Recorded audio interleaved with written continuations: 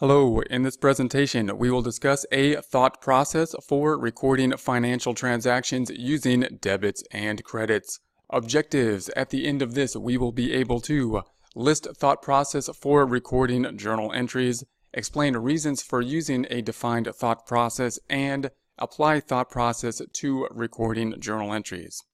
When we think about a thought process, we're going to start with cash as the first part of the thought process. Is cash affected? We've discussed the thought process when we have considered the double entry accounting system in the format of the accounting equation.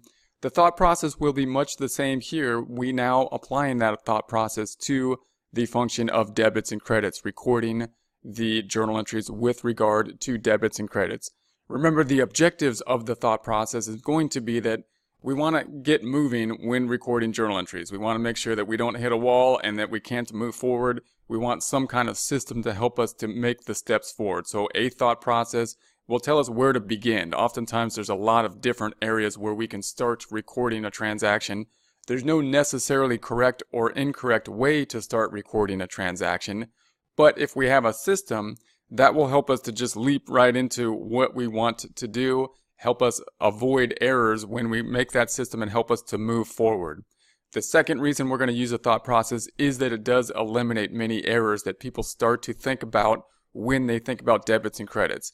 Just like in math, it's possible to have one set of problems, apply a rule to that set of problems that works only for that set of problems, and is not a universal rule, doesn't work in all sets of problems. That would not be too bad of a problem if we were to recognize that that rule only applies in this particular area and know the reason why. But typically we don't do that. We tend to apply the rule universally and then basically have to unlearn it at a later time. A systematic thought process will eliminate that so that we can just learn the correct way of doing things from the start, and that'll make things a lot easier. A thought process will also help us to have a very efficient way of approaching the creation of journal entries. So we're going to start off with fairly basic journal entries that many people can just memorize